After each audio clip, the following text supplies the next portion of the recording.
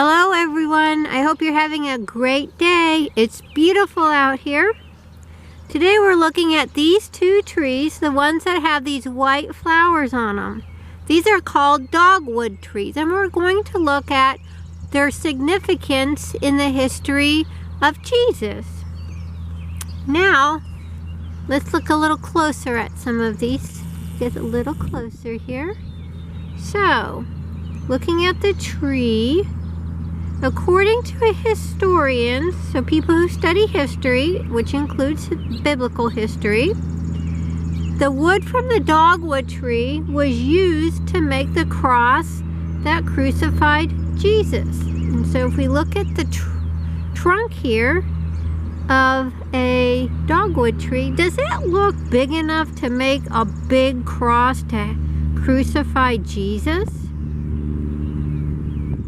It's really not very tall tree, and it's very not big around either.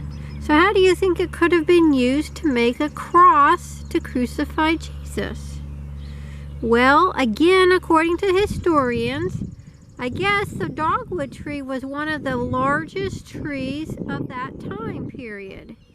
But no longer, because after Jesus' crucifixion on the dogwood tree, or using the wood from the dogwood tree, God declared that no longer would he allow any tree to grow so big that it would be able to be used to make a cross to crucify someone again. So now maybe you can see why the dogwood tree is actually kind of a smaller tree compared to other trees. And these are two mature, full-grown dogwood trees. There's also something pretty neat about the dogwood tree, and it has to do with its flowers. So let's find some flowers that are in reach that we can get a hold of. Up here's some flowers right here.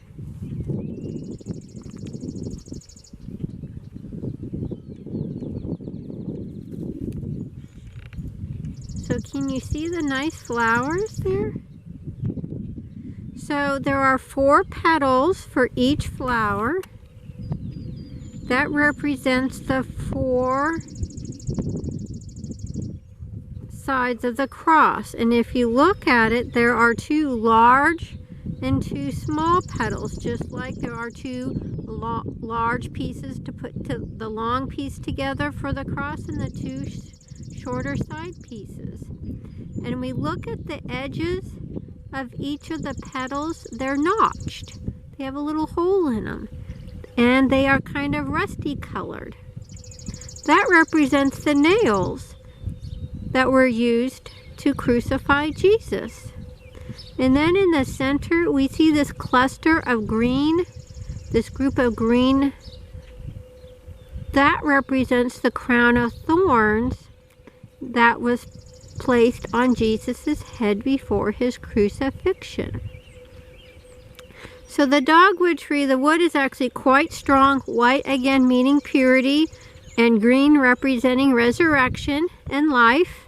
You can see how the dogwood tree is used to symbolize Jesus' life. Got you in the sun there. So it's neat to have these dogwood trees in your yard. It's also great for a gift. And since we just celebrated Arbor Day, wouldn't it be nice to give a dogwood tree to someone or go plant one? They can live almost anywhere. They can live in your yard. They can live in the woods. They can even live on the edges of woods.